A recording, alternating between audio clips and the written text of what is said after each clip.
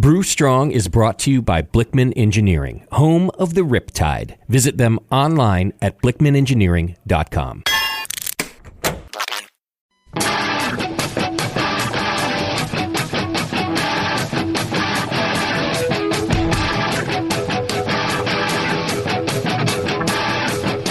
Brewers, it's time for the beer radio you've been looking for.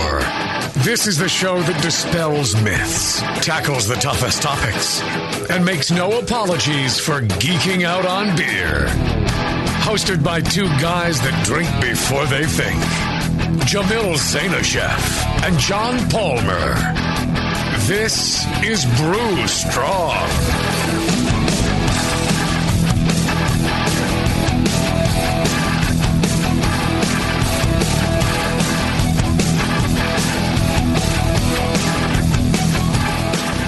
Hey, howdy, hey, my brewing brothers and sisters. Greetings. Well, and greetings to Doc. Hasn't seen Doc in forever. I was just thinking about that the other day. I was thinking about how I haven't seen Doc in such a long time, and I've missed you, brother. He just walked in the studio. Yeah, that's awesome. Why is that not working? Because this is the Brain Hour. Should be working. Should it? Is it? It's not. Try another one? Try that one. It's snot. Hey, is that better? That's better. That's much better. Yeah, there we go. Well, that was weird. Gotta fix that. There you go. Sure you. Yeah. We'll get right on that. Hi, Doc. Yeah, how you doing, brother? Good. Hanging in there. Just turned 60. Had my 60th birthday. Wow. Oh, damn. Have we known each other that long? Yep. Since we were, what, 8? Yeah, something like that. 7 or 8? Yeah. I was 8. You were 10 at the time. I think that's the first time I got arrested, hanging out with Doc. Oh, yeah. It's the first time we all got arrested. First time I got blackout drunk. Yeah. 8 years old with Doc. How was your 60th birthday party? Was it as rough as your 50th? Oh, yeah. Yeah. Oh, yeah, definitely. Glad I missed that. I was kind of started Friday night, a big party, and then we had the party at Rare Barrel. Alex let us use Rare Barrel. So Nice. Oh, wow. we had a lot of people there. Shimon was singing on the guitar. Okay. That went really well. Paxton did the catering. We had a really nice taco bar from Sean Paxton. Wow. Wow. Cool. Then back to my house for the craziness. Lots of people there. Right. That went on into the wee hours. Got a little sleep. Then people woke me up at about noon. Shoe Light woke me up with a few other people for mimosas at noon. Nice. And started that all in again. Wow. Then it kept going until like Monday afternoon. You'd think you'd turn 21. I know. It was a big old celebration or something. Good job. Good on you. Well, you look all right. You don't look like you're dying, so that's good. No. Well, I spent a week here with Mike and Maui the week before. Oh, that'll Nice birthday present. Thank you, man. that'll tune you up. Yeah. Okay. Good tan, look color in my face. Get your winter tan. Yeah. Yeah, my winter tan. Yeah. Wow. Living the dream, Doc. Still living the dream. Of course. All right. Well, we got to get back, so. All right. Go back to work. We'll do the same. I got to do it. It's good to see you. All right, you too. Take it See you easy. later. Bye, See you, Norte. All right. Oh, we still need to do that lager collab, Doc. Oh, yeah. You guys got a collab brew going? Oh, we should. No, we talked about it when I first set up the air. We still haven't done it. Oh, wow. Okay. I've done all sorts of other collabs and never done it with my friends. I do it with my friends, but Can it be a Dortmunder? yeah, we could. Do Doc makes a good Dortmunder. Yeah, let's do that. No, Oh, we yeah, that we would be wanted to good. do some sort of lager. Yeah, let's definitely do that. Let's chat, and we'll get that on the books. Let's get it done. I got a couple more tanks coming in. Maybe Make a maybe it'll be Doc-munder. possible. Doc-munder. Yeah. Ooh, that See? sounds good. We've already got branding. Yep. I'm here to help. All right, yeah, let's get in touch and let's figure out when and what and all that Yeah. kind of stuff. Yeah, I'd love to do that. Yeah, absolutely. Okay, cool. All right. All right, see ya. See you, brother. Yeah. Another good friend. Another good friend of the Brain Network. Mm-hmm. Good friend of the show. Speaking of lagers, your lagers did very well at my Concord Oktoberfest event. Oh, there you go. Your Oktoberfest was the first to kick. People really enjoyed that. Mm-hmm. And then I had your Hefeweizen. which was probably the second to kick. There weren't. I think I only had one other hef. People don't make hefs anymore. Right. And then your lager, your Helles lager. Right. So all were stellar. There you go.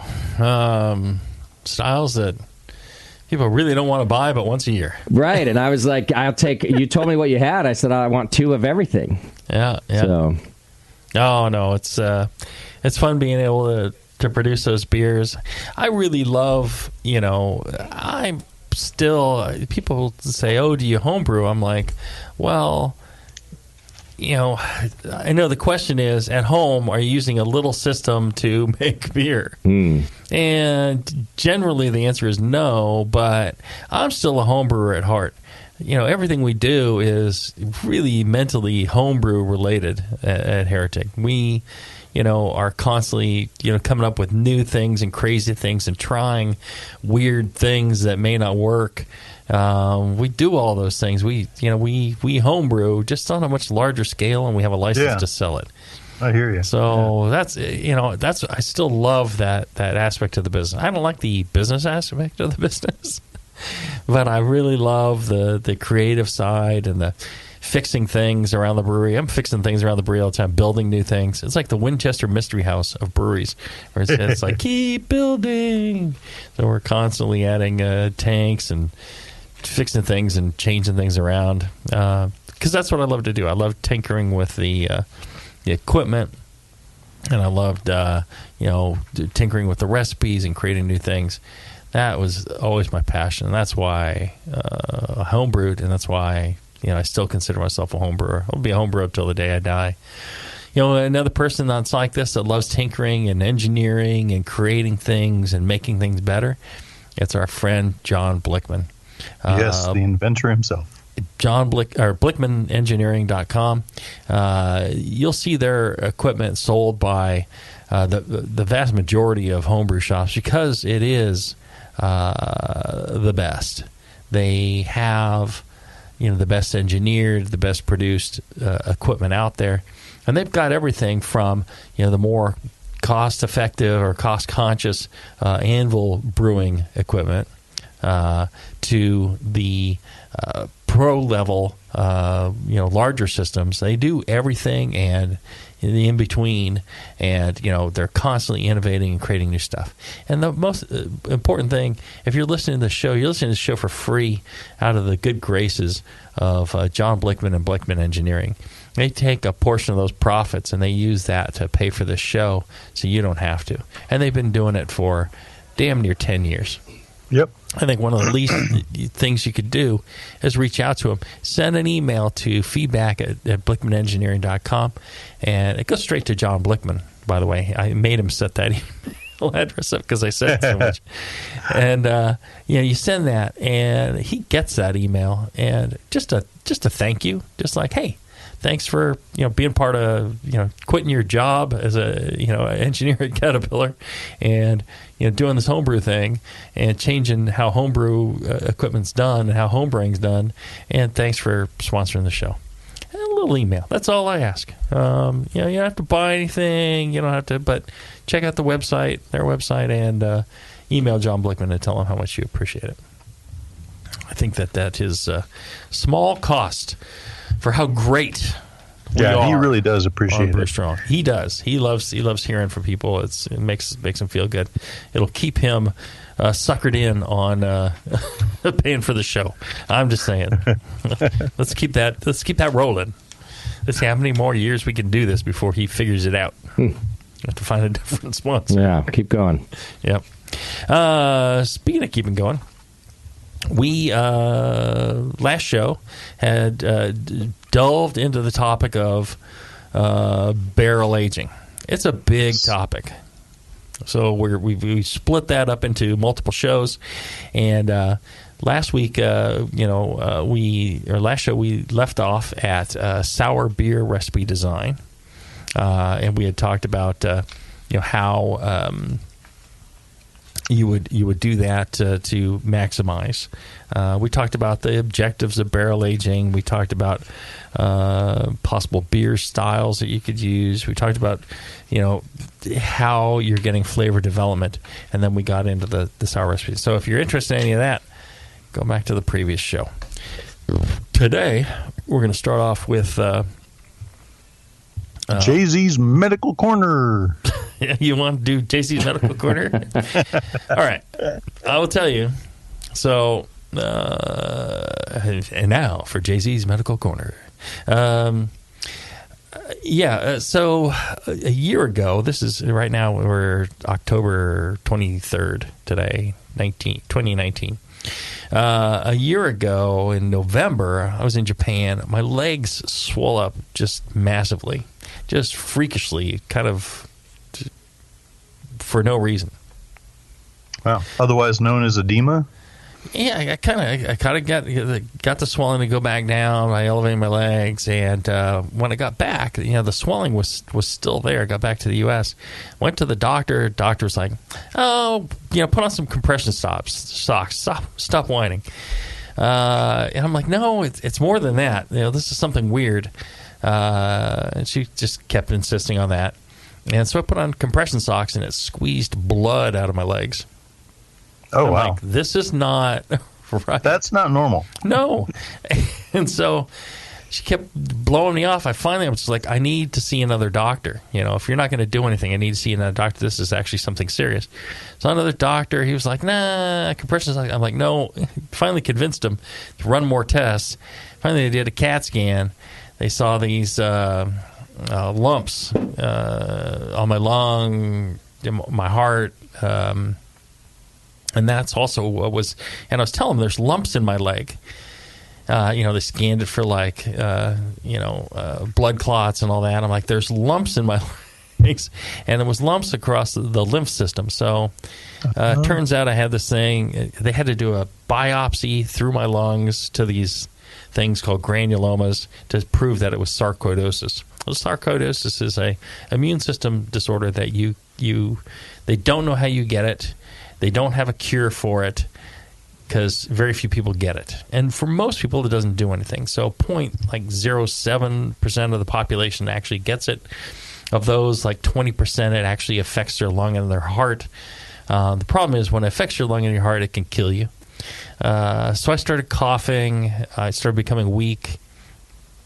Before they found this, it was 5 months, and I told my wife I'd be dead by 4th of July. It was, I lost 25 pounds, which is good.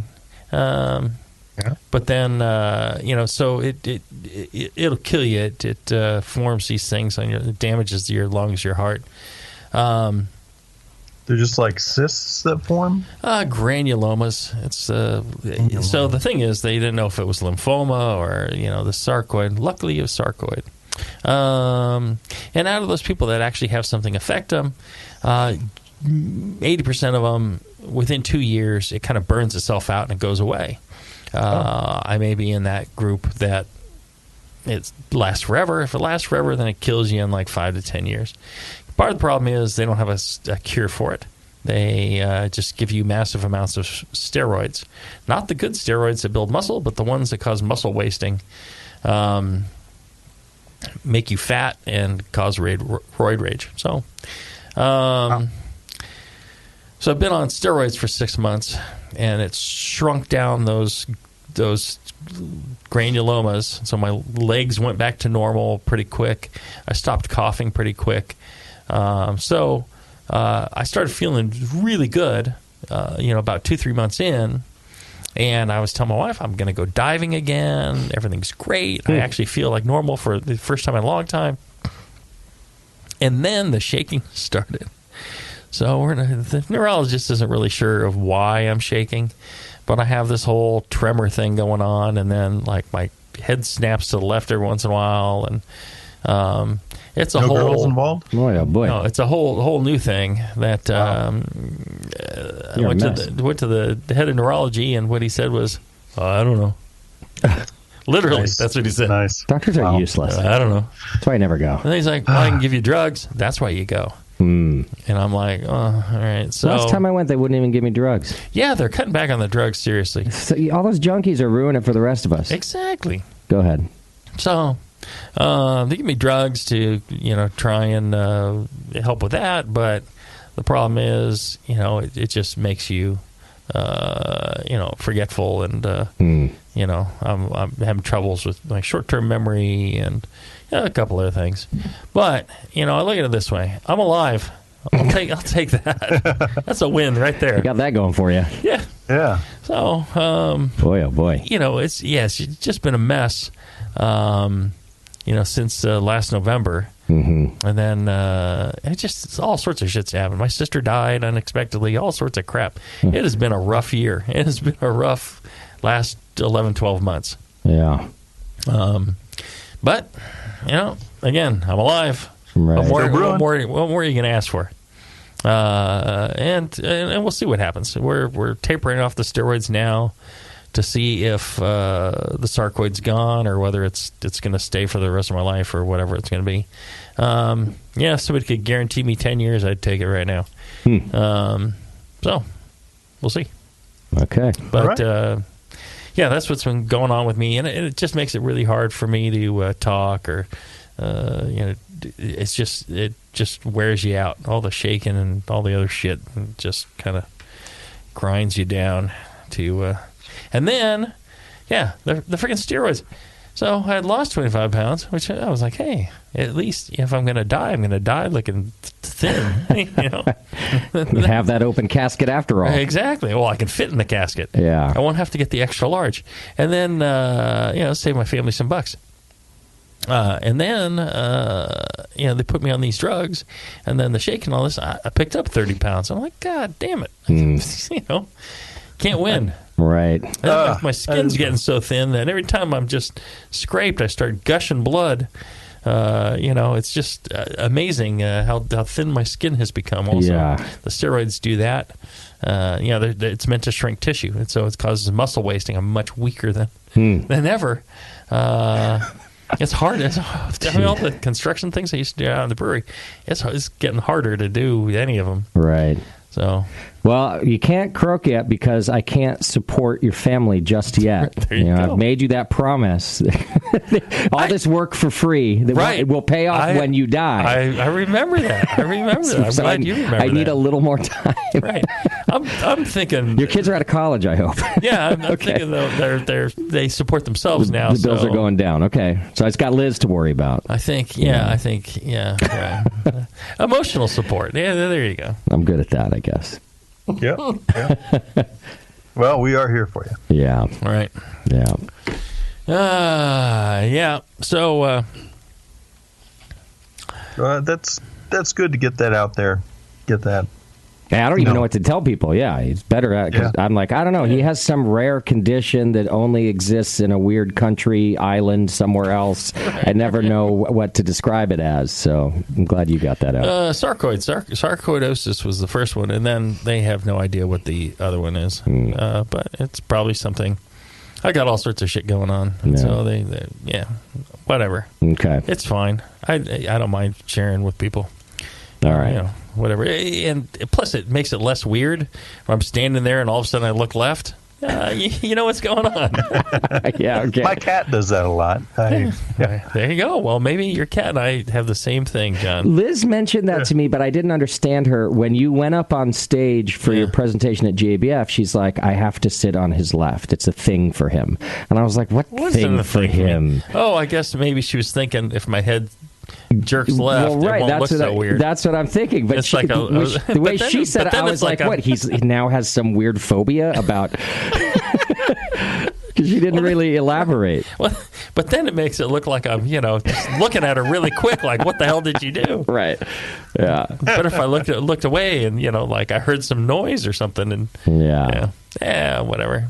You could just shout, cookie, never toss you something. Pineapple! Yeah. She's got weird Tourette's. Yeah. So, fruit Tourette's. Right. I got some sort of Tourette's. I was kind of hoping for Tourette's. Yeah, that would be at least entertaining. It it could still possibly be some form of Tourette's. There's Tourette's where you have a muscle spasm too. Yeah. And I just use the Tourette's excuse when I yell at some of the employees. I'm like, it was Tourette's. I like it. So there you go. Yeah. All right. Barrel aging. We were going to talk about malty beer recipe design next. I think you can kind of break it down into, you want to do the sours, you want to do the malties or the cleans. You can do malty and sour, but just in general, when you're doing something that is non-sour. It's kind of a lot of the opposites. Alcohol and bitterness do help protect the beer from souring. Those alcohols will provide compounds for more flavor development. We talked about fruitiness and things like that. Sometimes the higher alcohols. It's one of the reasons that people tend to put these high ABV stouts in barrels for aging, is because the high ABV means that you might have a higher ratio of these higher alcohols that are going to esterify and develop some of those fruity flavors that people want, and things like barley wines. And then also complexity. Yeah, more complexity. The roast, I believe, some of the higher kill malts provide almost like an antioxidant type of compound that helps protect the beer from some of the oxidative staling as well.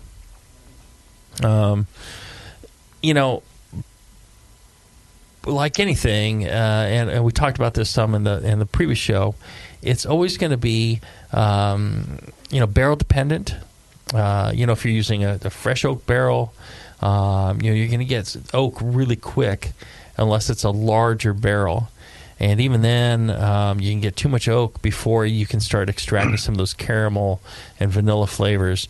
You're just going to get kind of a woody character, a tannic woody, very quickly. So it's always going to be time and barrel dependent. Just like you would do with sour beers, I would store your clean beers at a lower temperature, 20 at the maximum 20 degrees Celsius, 68 degrees Fahrenheit. Again, the amount of oxygen, certain barrels will produce, will allow through. A tighter American oak. What were you say, John? Well, yeah, that's the quality of the barrel has a lot to do with how much oxygen that barrel lets in to the beer to get some of this complexity development. So, and heads, they can do different types of heads. Yeah, and bungs, and Julian Schrago had a really good article in the Master Brewers Technical Quarterly last quarter, and he talked about looking for barrels that have fewer staves. That is, high quality wide staves on the barrel indicates, or wider staves indicates a higher quality barrel, less oxygen permeability than a barrel made with a lot more narrow staves. Those barrels will admit more oxygen through those interfaces, and one thing to think about when you're looking at or sourcing your barrels for your beers. I think that, but I don't see a lot of barrels with a lot of narrow staves or a lot of wide staves. They tend to be pretty consistent these days. A range of them. I guess there might be some really expensive barrels, just all wide staves. I've never seen any barrels with all really narrow staves, unless it's maybe whiskey barrels or something like that. I would believe that has an effect, but I don't know how selectable that is. I think the thing that we can select for much more easily is whether it's American oak or French oak. If you can get down to the particulars of what oak it was exactly and where it came from and what region, then I think you can maybe dial in a bit more. I think Julian's right about wanting to select for oxygen permeability, like I said. It's a consideration when you're... Right. And if you have a choice of two barrels sitting there and one's got a bunch of wider staves, one's got a bunch of narrow ones. Of course, it depends on how well fit they are. How the cooper, worked on it. And then also the thickness of the staves can play a big part. A thicker stave is going to have less oxygen permeability than a thinner one. And then the type of oak, the denser the grain, American oak, will, restrict the amount of oxygen as well. Yeah. I didn't mean to derail you there. No. What are some examples of malty beers that you've put in barrels? Oh, my gosh. The traditional imperial stout, but also, a lot of these rich Belgian beers. Like the Belgian Dark Strong? Yeah, exactly. I like doing those. We've even done an Oktoberfest. Recently we did a tequila barrel. We've done, Doppelbock. We've done porters. We've done brown ales. We did there was a collab with Moonlight Meadery. Our good friend Michael Fairbrother, that we did 4 years ago for this high ABV, high honey beer, and we've put that in barrels, and we've been trying to sour it a little bit over the past 4 years and get some Brit character in there. It's actually turning out pretty amazing at this point, but that's something that we did that was actually pretty malty as well. And I think there's no limit to what you can do. It's just based on your imagination. It's what the barrel is. The thing to be cautious of, I think, a lot of times is when you have something like a tequila barrel, you got to be very careful about putting something too flavorful or malty or rich in a lighter barrel. The tequila flavor, sure, but it's not that strong, especially something like a Chardonnay barrel or a red wine barrel. I see this all the time. Imperial stout in a red wine barrel. It's like you're not going to taste any of the red wine character in that. Oh, I mean, you just don't get any. I mean, it just tends to be buried. I suppose you get maybe some, but I don't know. Some tannic redness kind of thing. Yeah, you tend to just overwhelm it with the beer. You put an Imperial Stout in a Chardonnay barrel, it's like, well, there you just wasted your barrel. I mean, it's still fine. You still get your oxidative and your temperature staling, and you can still extract some wood character, but you're not going to get the character of the barrel flavor like we talked about in the last show. Mm-hmm. You're not like going a to whiskey get that. or rum, right? Or it has to be something bolder like a whiskey or rum. Something light just doesn't tend to carry through.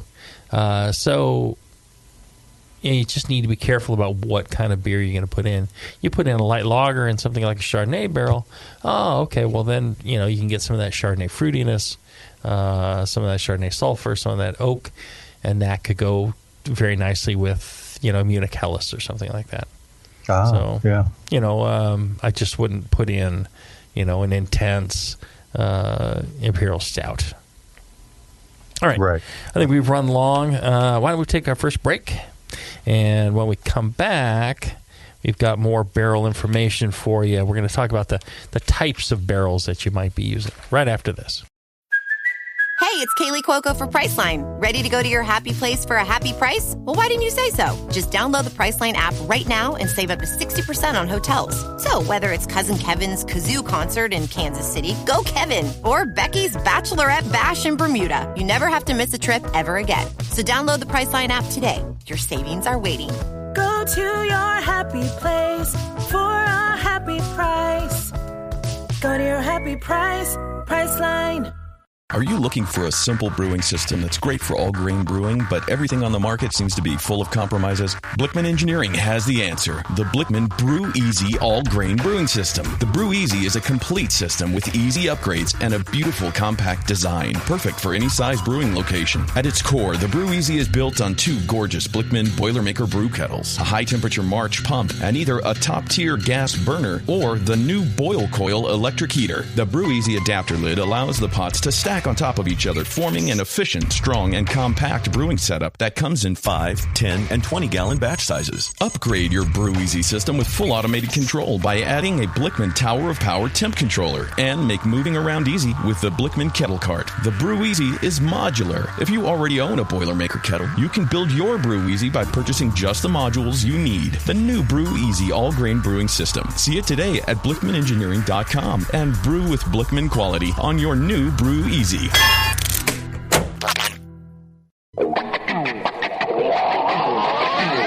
Back to the beer guys that make other beer guys look like wine guys. Brew strong. All right, we're back.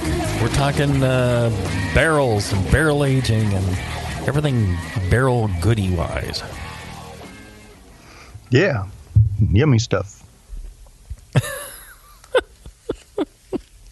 I tell you, I tried a hop, an experimental hop from Yakima Chief that makes beer taste as if it was barrel aged. Huh. They gave me a beer, blind, and said, "Here, taste this, and tell me what you think it is." And my answer was, "Well, I don't know what it is, but it's barrel aged something, 100% barrel aged something." And no, it was just all kinds of tannins and like oaky wood tannins from this experimental hop. I found it pretty interesting. That would be, yeah.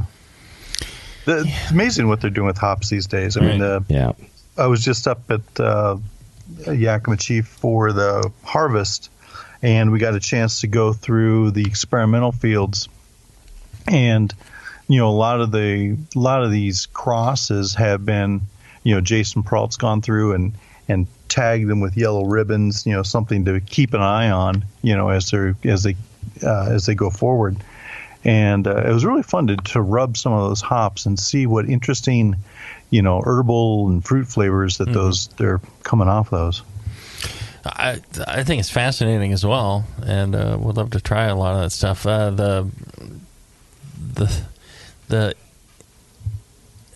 I don't want anyone thinking that that's the way to get barrel aged flavor, of course, because it would be vastly cheaper to just use like some oak granules and throw those in there, or some oak shred, or even some oak extract. Just throw that in to get more of that tannic thing. The problem is, you can get those flavors up front, but it's just giving you a woody flavor. And really, for good barrel aging, I think you need those long-term oxidative staling compounds to, or the souring, whatever, to develop these other flavors that kind of go hand in hand with those tannin characters, right? Yeah, you need the full complexity, not just the singular tannic note or the singular vanilla note. You really do need that whole complement to actually taste better. Right, the caramel, the vanilla, the oak, they all go hand in hand. So, barrel types. Generally, people are looking at wine barrels and whiskey bourbon barrels. There's some other barrels out there, but the majority are doing that. Wine barrels are going to produce a more delicate flavor. They're more durable barrels. They're much thicker barrels. They tend to be larger than the whiskey barrels. Tend to be 53 U.S. gallons. The wine barrels tend to be about 60 U.S. gallons. The wine barrels are much thicker, much better built. You can stack them higher. You can reuse them far more than you can the whiskey barrels. They don't leak as much as the whiskey barrels. Wine barrels tend to be really well made. People have paid $1,000, $2,000 for each of these barrels. You can find them, in various places cheaper. We'll talk about that later on. But The thing to get away from it is it's very solid. They generally do not have as much toast and no char in these barrels. However, I've taken barrels to a reconditioning place. I've taken wine barrels, and they'll take them apart, and they will give them a whiskey char on the inside. And the nice thing about those wine barrels is they're just so durable and so reusable. If you're doing a sour barrel program and you have these wine barrels, you can use them probably until you die. They will get consumed from the inside by the Brett eventually. Things will happen to them, but extremely, a good investment. And if you are willing to take neutral barrels, which for a sour program I highly suggest you do, they can be cheap. You can get them down, $25, $10 if you buy 1,000 of them, $25 to $50 if you're buying 100 or a couple hundred. Well, define that again quickly. A neutral barrel. So wine barrels, once the oak has all been extracted, the winemakers consider them neutral barrels. No oak character is going to come through. I've been given neutral barrels, though, that still had oak character coming through. And at that point, they have a choice. They can use them as neutral barrels. They can add, oak staves inside or some other oak in it to produce that oak flavor, or they just sell them off. Most of the wineries, especially in Napa, they set aside the neutral barrels and then they just sell them off for whatever they can get for them, planter money or whatever. So that's wine barrels. You're going to find them all around the world, and they're going to be, wherever there's wineries, and there are wineries literally around the world. I would just get in contact with your local winery. Don't be annoying. There's certain times of the year that they empty your barrels, and you want to contact them before that and say, hey, when it comes time and you've got some empty neutral barrels, I'd like to, get them from me and see what they're willing to do. Again, they've paid, $1,000, $1,500 maybe or more for these barrels. No, if they've used them a few times, then they're like, okay, the value's like $50. Some of these guys will be like, yeah, it's $400. Don't pay that. $100 for a Chardonnay barrel that's still got maybe a use left in it with a little bit of oak. Things that are truly neutral. Some of the older barrels, $50. $50 to $100, depending on how nice a barrel it is. And then if you're buying in bulk, try and get them below 50. Okay. Let's see here. Whiskey, bourbon barrels, they're thin barrels. They're meant to be used once. It's new American oak. It's a legal requirement in the U.S. So they're very thin. I wouldn't say poorly made. They're just made for that one fill, and that's it. And so they tend to leak a lot more. You can't stack them as high. Once they dry out, they're more difficult to get sealed up. Mm-hmm. How thin are we talking? Like quarter inch, half inch? Oh, that's a good question. I thought Bevo had the answer. Flagging you down. No, I would say I just see something very ghostly waving around out of the corner of my eye, and you could use a little more sun. I'm just saying, it's getting you're working in the office too much. Sure you are. You want me to turn your microphone on? That'd be great. I was acknowledging that I just got your email and I was thanking you for it. Oh. And you, I'm tan actually right now. This is tan for me. Well, I can see you, so you must have some tan going on. Yeah, well, shut up. Not invisible. Beacons of Gondor. I'm done with you. You look beautiful.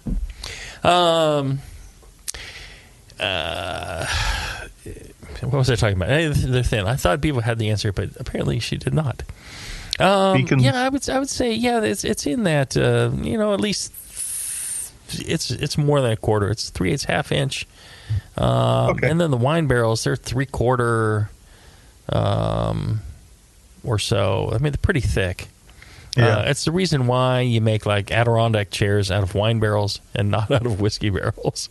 Oh, there you go. Because the whiskey barrel one would not support my fat ass. But one of the things you're getting from the whiskey barrels are bolder flavors. It's been the whiskey or bourbon has quite an intense flavor to it for a given volume, and the char in the barrels has quite a bit of flavor still, and you are going to get more of those flavors even over time from a whiskey barrel than you will out of a wine barrel. Wine is a much more delicate flavor. It's intended to have a delicate oak character to it and not a bold oak character. And so, they're lightly toasted, whereas whiskey is all the color in whiskey, all the flavor in whiskey. Well, not all the flavor, but all the color comes from the barrel, from the char. Whiskey is white until they're perfectly clear until it goes into the barrel and can develop those flavors over time. So, that's what you're getting into your beer when you go those types. There's other kinds of barrels too. Port, sherry, which are essentially types of wine barrels. Tequila, rum, gin. People are barrel aging gins now. We're barrel aging some gin at Heretic, and I'm curious to as to what kind of beer we're going to throw back in there and see. It was gin that went into a tequila barrel, and then after we're done with that, we're going to try a beer in it and see what happens. I know people have done Tabasco barrels. Oh, wow. And it tends to be pretty intense. Tabasco is actually quite a vinegary product, and they have vinegar barrels as well. So I'm not really sure what happens. And the beer barrels, if you use a barrel for, let's say you get a whiskey barrel and you put an imperial stout in it. After you've done that, you could do another beer. What we found, and I'm not sure this is really true, but my guys are convinced, and I'm kind of leaning that way, is that the second use of a whiskey or bourbon barrel always tends to get infected or sour. Ah. So we get them fresh, and then we use them once, and then we either get rid of them or we move them over to the sour program. So we've done a porter in those bourbon barrels. After the imperial stout's out, we will do a porter in there. We'll add some Brett and bacteria, and then we'll do cherries, and we call that Cruel Beauty. So there's a number of things you can do with them as long as it's holding liquid and it's tight. By the end of barrel aging a beer in bourbon or whiskey barrels, you're ready to get rid of some of them because they've just created a mess. And so those you're going to dump. You're going to get rid of those barrels. The others you might keep. But I would always look at the whiskey and bourbon barrels as almost like a one use, whereas wine barrels you can use over and over. One of the other things is, and maybe we'll get into this in packaging, you need to test your beers. That if you're making a clean beer, a supposed clean beer that's bourbon barrel aged or barrel aged, you need to test to make sure that beer is clean before you package it, because you don't want exploding cans, you don't want overcarbonated kegs, things like that. So right. It's one of those other things to worry about. And of course, when you're looking at barrels and barrel types, size matters. Your ratio of beer to surface area is going to affect the extraction rate of all these flavor compounds, how much oxygen is going to go in, and what your final product's going to be. You can do some small ones and some big ones. You can do barrels and keep some beer in stainless. There's a lot of options there. They have whiskey and bourbon barrels. They're run about 200 liters. The wine barrels run around 225 liters, so about 53 gallons, about 60 gallons. There's hogsheads. They run 240 to 300 liters. Puncheons, they're 475 to 500 liters. And then pipes 550 to 630 liters, and then the fooder. They come in various sizes as well, to quite large. And the effect of the smaller barrels, you can get them down to, boy, I've seen them at 5. I want to say I've seen them even smaller than 5 gallons. Have you, John? Yeah, I've seen like a 1 gallon. Yeah, 1 or 2 and 2.5, something like that. Yeah, I've seen some small ones, which I think is crazy, because all you're going to do is get, tons of oak, your surface to liquid ratio, and then the effort that goes in. I think it's better time spent to brew a lot more beer and fill a regular sized barrel and get good results, and then have a bunch of beer at the end that you can bottle up and enjoy for 5 years, than it is to try and do something quick in a small barrel of questionable, because I don't know of any really valid barrel maker that's making 2-gallon barrels. I think they're more novelty stuff, maybe out of China. I may be totally wrong, and please forgive me if I'm insulting one of the barrel makers that's making these tiny things. But I think most of them would be like, well, why would you do that? So they tend to, a good compromise is maybe like a 30-gallon. You get some flavor and color pretty quick, but something like that. But I really wouldn't go smaller than that. I tend to try and make the beer to fill up the larger vessel. You could brew into 10 carboys or 11 carboys, and just keep it there. If it takes you a month to brew the beer, as long as it's clean and you keep it at a moderate temperature, and you transfer it off the yeast at some point, you could store it, uncarbonated in the carboy for a month or two. That's a good point to bring up, is getting the beer off the yeast before you put it in the barrel. Yes, because you don't want any autolysis flavors. Right. You brew the beer.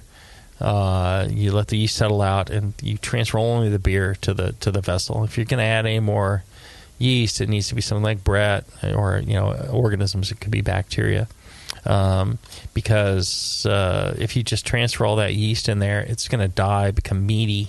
I taste that fairly frequently in competitions. It's just this meaty. Soy sauce, umami, Vegemite type of thing in some of these barrel-aged beers. And it's clear that you don't want to ferment in the barrel. You don't want to transfer all this yeast into the barrel. You want to go clean. And it makes a substantial difference. Have I said everything I want to say about that? I would personally, just figure out a way. A lot of clubs will do it together. They will brew. 10 people will brew 5 gallons, and they'll fill a whiskey barrel together, and that can be quite nice too. One of the nice things is any variance in brewing tends to be evened out across 10 or 11 people. As long as everybody can brew clean and there's no sour organisms in there, it's a great way to go, because all those slight things that are different between everybody's brew system, it averages out to make something quite nice. Yeah, that's what my club did many years ago. We got a wine barrel from Firestone and brewed a brown ale. Mm-hmm.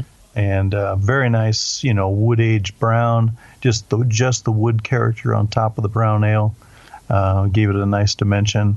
Mm-hmm. And then subsequent brews we did with that barrel actually started souring, and so we got into like the Ode brewing, sour brown ales that turned out very nicely from that. There you go. All right, let's do this. Let's take another short break. When we come back, we're going to talk more, of course, about barrel aging, but in specific, I think we're going to talk about sourcing your barrel and other things like that. We'll be back right after this.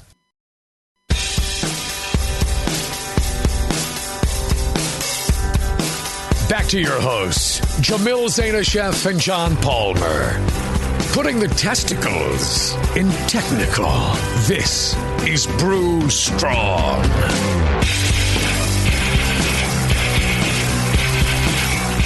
All right, we're back. Talking about everything about barrels and barrel aging, everything you need to know about getting your barrel program going, and why. And, you know, even on the homebrew scale, if you're talking about one barrel, you're talking about your barrel program. One of the things that people ask me frequently is, you know, where do I get barrels? You know, how do I source a barrel? A lot of times, homebrewers are just like so thrilled to have access to one of our used barrels. I'm like, you know, there's barrels available, and maybe it seems too easy to me, but you know, the first step, go around, look for you know, your distilleries and wineries around you, the people who use barrels everywhere, especially in the U.S. There's distilleries popping up all over the place, and there's wineries all over the place, and at some point they're done with a barrel. And the trick is to just be friendly to them, say hi, maybe go take them some of your homebrew, introduce yourself. You know, don't bother them when they're busy, but just say, hey, you know, when you have some used barrels, I'm interested. I'm willing to, you know, purchase some barrels. You know, same thing goes on the commercial level. Take them some beer. Just say, hey, I'm the brewery, you know, down the road. You know, we'd love to work local. We'd love to work with you on, you know, utilizing some of your barrels in our, you know, barrel aging program. And when we do package that beer, you know, we'd be happy to, you know, perhaps, you know, mention that they were your barrels and that, you know, you used them last, and, you know, give you some promotion as well. And, you know, once you introduce yourself and talk to them like that, you know, you'll be surprised at how many of them are just saying, like, yeah, I'd be happy to deal some barrels to you. And, you know, whether it's one or two or, you know, taking everything they got, yeah, your price will vary, but you'd be surprised. You know, they're creative people as well, producing something just like, you know, brewers are. And especially when you share some beer, a lot of them are very, you know, they'll open up and help you out. There are barrel brokers as well, and not to, you know, go around barrel brokers or to demean barrel brokers, but, you know, when you go through a barrel broker, it will help you get access to a lot of barrels, but understand that the price can be higher. Now, if you don't have a local distillery or winery, if you don't, if you're looking for something special like tequila barrels, they only come from Mexico because it's the only place that can make tequila.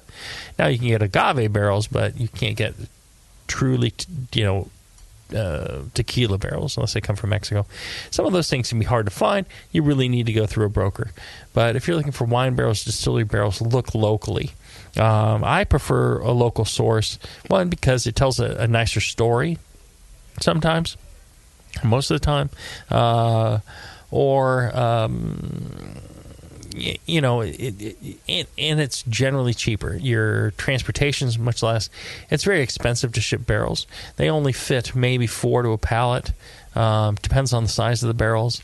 And, you know, the price of shipping a pallet nowadays has really gone up. So really adds to the cost. You can end up being, you know, $400 each into barrels if you're not careful. You need to keep that cost down so that you can sell the beer and make a profit.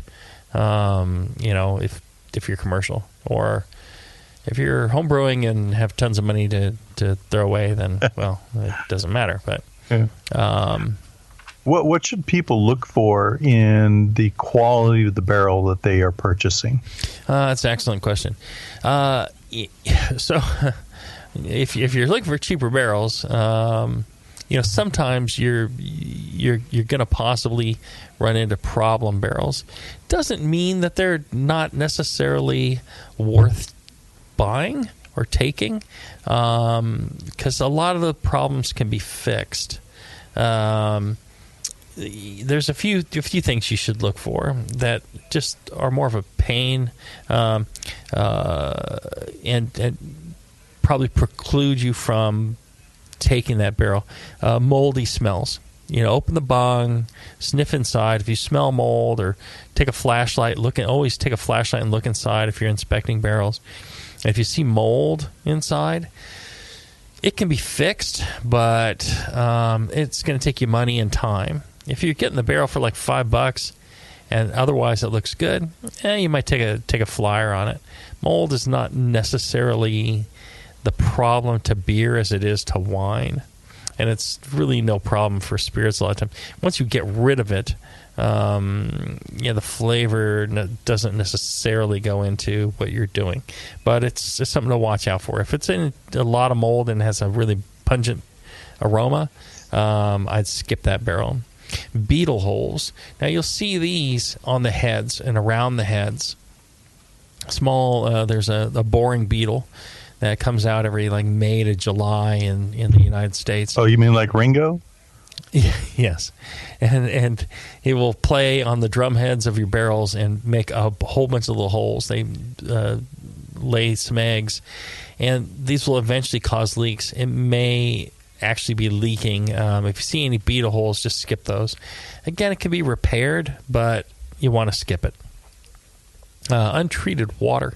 If there is water inside the barrel that is just sitting there, rainwater or something like that, you got to be careful.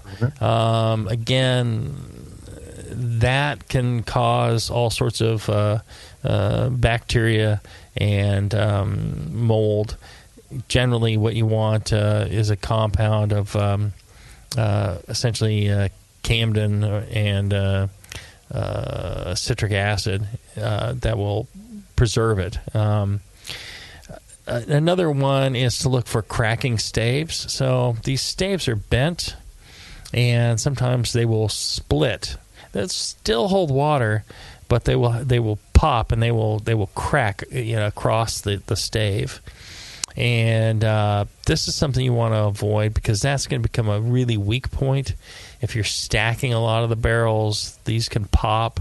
I haven't had it happen, and I've got a lot of cracked staves, but I would just avoid, if you're buying barrels, cracked staves. Loose heads. If the head wiggles around a lot, if the bands are loose, the barrel's dried out. The people who make barrels, they will tell you that as long as the barrel doesn't get damaged or things get shifted out of place, every well-made barrel will swell up again tight. The reason that the bands are loose, the reason that the heads are loose, is because the barrel dried out and the wood shrank. If you add water back to it, hot water, or your barrel solution back to it, and give it time, eventually it should return and seal back up. I've had barrels that have taken 3 days and 1,000 gallons of water, but eventually they sealed back up. And things that seemed impossible to seal up, where you could see daylight through the staves, they've sealed up before. So it is possible, but in general, things that have dried out, you need to get them cheap. Anything with any of these problems may not be the end of them, but you just have to be aware that it's going to take some fixing. And if you don't have the time, if you're homebrewing and you want to have fun, you can take any barrel. Just if you can get a barrel for free for $5. I'd take a flyer on it, and while I'm out there having a beer, I'd fiddle around fixing it up, and you can make it work. And then there's also the whiskey fungus barrels. Again, I would avoid those if there's not necessarily avoid those, but there is a specific whiskey fungus that you'll see that may not be actually an issue for your beer. So those are some of the things. You're saying it's a positive thing? I mean, it adds complexity, or no? No. it is a common fungus that happens on whiskey barrels, and you'll see it just coating the outsides. It does not mean that it is got negative. On the inside, right? Because it tends to form when whiskey is leaking or spilled or something like that, and when it's leaking out of the barrels, it could be a sign that the barrel is quite leaky. As well. Okay. So that's one of the things to kind of look out for. The main thing you don't want is, especially in a production environment, a commercial environment, is a ton of work fixing barrels. I've done that before, and these are all things that I've purchased in this list. I've done all these. So if you're willing to do the work, if not, it depends on the price of the barrel and how desperate you are for barrels. And it would go without saying that, anything with moldy smells, untreated water, those types of things, you're going to have to strip out what's in there with hot water and solutions to remove all that. And it can be refreshed. It's just, don't count on any flavors from what was in the barrel before. That's just not going to happen. And you can also take these things apart and get them retoasted and bored out as well. So it doesn't mean that the barrel's a goner. It's just But that's another reason to use a wine barrel that was thicker. Yes. And able to be reconditioned better. Right. I've reconditioned whiskey barrels as well, and you get about one shot because they'll brush out the previous, and then they'll re-char them. It's an amazing process, but it ends up. I think you can only do it once, really. You might be able to get away with twice, but they're thin to start with. Yeah. All right. One of the things that people talk about a lot of times is barrel alternatives. So, spirals, slats, chips, granular oak, extract, things like that. For a commercial brewer, I would say, and even a home brewer, it kind of loses the cool factor. You didn't barrel age; you threw in wood into your beer and let it soak in there. Can you call that barrel aged? I don't think so. You can call it wood aged. Wood aged, yeah. Right. Yeah. Now that's still could be cool and still could taste pretty good. They even have special barrels that have slots, like stainless steel with slots for putting wood in to, the modern new barrel. Again, I don't see how you could call that barrel aged. I think some people are, the stainless barrels with inserts are calling it barrel aged. I think it's a little bit dishonest, maybe. Stretching it, yeah. Yeah. The alternatives that you can use, there's spirals, and the reason they spiral the oak, just Google oak spirals. The reason they spiral them is to get more surface area, of course. There's slats, which are like a thinner piece of wood. There's chips, which again kind of give you more surface area. One of the reasons they do chips is it kind of seems more natural they're kind of split along the grain type of thing. Mm-hmm. They'll do cubes of different sizes. There's even like little balls that people use. I think. Are all of these kind of single use though? You don't really reuse them. You could reuse them, I guess. You'll get less oak extract out of them. I would think the chips would fall apart pretty much, but they kind of hold together. The balls, I think one of the advantages of the balls is that if you're throwing, if you're loose balling it, they'll come back out of your bung pretty easy. You put those balls in your bung. Mm-hmm. And do you put them on a string or no? No, you could. They have like the slats on a string, but they don't have the balls on the string. I think if you had nice big balls on a string that just fit real snug through the bung. Yeah. And you could dangle that in there, hold on to the string and, put the bung back in. And then, later on you could just pull them out, pop, pop, pop, as you want to pull them out. You put a long string of balls in your bung, in the barrel. Yeah, I think that might be good. And one of the things I think about the balls is, if you're, once you've got your beer out, and it's time to wash the barrel and all that, your balls will roll out of your bung much easier than chips or cubes. They can be very difficult to get out back through your bung. So you want a smooth thing if you're going to put it in your bung, because it'll come back out much easier, in and out with the balls. Yeah, good practical tip there. Yeah. The oak extract, somebody has done the job of extracting the oak flavor, and you can just pour it in. In a way, this is a more efficient use of your barrels and wood in general, because these barrels, they have a finite life, especially if you're looking at oak flavor. And, you can add back a little bit of fresh oak character, whether it be chips or balls or cubes or granules or spirals or whatever. And you can get these things nowadays in a wide array of toast levels, charred. You can get any of these to add. And you could put them in, a carboy. You could put them in, a plastic bucket, whatever you're storing your beer in. Even in a keg, you could add these things and develop some of the flavor. One of the things I like about using these things in a keg is that you can put them in, and then you can take your time in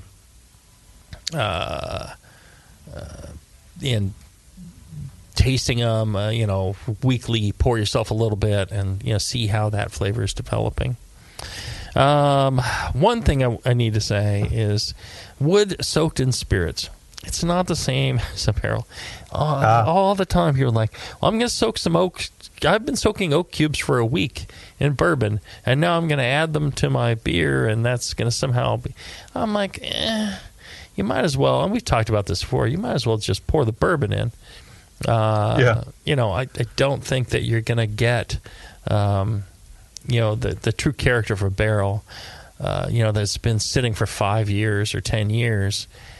You're not going to get that by putting oak chips in, some Old Yeller for a week. It's not the same thing. Stop thinking it's the same thing. I mean, you can do it. It's not the same thing. Yeah, that goes back to our faster, better, cheaper argument. Right.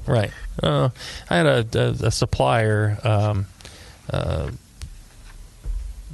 bring some samples by of, they're like, oh, we've soaked this in this and that, and we tried them all, and they were exactly what we say not to do. I mean, it just people are trying it, but I do not think that it is necessarily the best. All right, I think that's going to pretty much wrap us up for this show. And Justin, I think that's been solid. That was great. That was wonderful. Solid as oak. Yep. Solid as firm and hard as a piece of good old American oak. Yes. Well, and we will continue the next show. We're going to get into some of the woods that different types of woods that you can use, barrel maintenance, sealing up barrels. We've got barrel cleaning. Lots to cover. Barrel dry storage, bung types. Look at those bungs. Yeah. Those are good-looking bungs. Logging, storing, harvesting. We got a lot still. We still got a lot to cover. All right, I love it. I did want to mention, because it just fell into my inbox, but the American Homebrewers Association, which you should be a member of if you're not already. Absolutely. And you can do that by clicking the AHA link right on thebrewingnetwork.com. It's there on the left side. That helps us out a little bit, but it mostly helps you out by becoming a member of such a great organization who puts on what is now known as HomebrewCon. Right. In 2020, that is in Nashville. Nice. Which I'm super excited about because I love that town. So that's in Nashville. And anyhow, you can now submit a proposal to be a speaker at HomebrewCon. They just sent out the invite for that. The deadline to submit is Tuesday, December 17th. You can probably go to homebrewcon.org, and there will be a submission button there. John Palmer has been a speaker several times. Jamil has been a speaker several times. Even I was accepted once. Let's not ruin the experience here. So I'm planning on being at that conference. I'm doing a little roadie from Houston with my friend Travis and Peter from Australia. Yeah, and, nice. We're all planning on jumping in some rental car and abusing it all the way to Nashville. I like it. It's happening. That's not until June 18th through the 20th. But you can submit your proposal now. Anything related to homebrewing, craft beer, or beer culture, they will review your submission and foods, equipment. Yeah, everything. So go over to homebrewcon.org, and once again, the deadline to submit is December 17th. So it's coming up already. There you go. Yeah, there you go. All right. Yeah. All right. Another excellent show. John, I think we're digging deep into the barrels. We are. We're in the bung, out of the bung. We're all over the bung. Well, we'll have more to cover in the next shows. That'll be fun. Yeah, I think we still have a lot to talk about when it comes to barrels, and especially handling of barrels and maintaining barrels, which is a big question for people. So make sure you check out our fine sponsors. Make sure you check out BlickmanEngineering.com. Send the guy an email at feedback@BlickmanEngineering.com. Tell him how much you love the show and you appreciate that he pays for it. That's what keeps it free for you to download and enjoy. Till then, everybody, brew strong. Brew strong, everyone.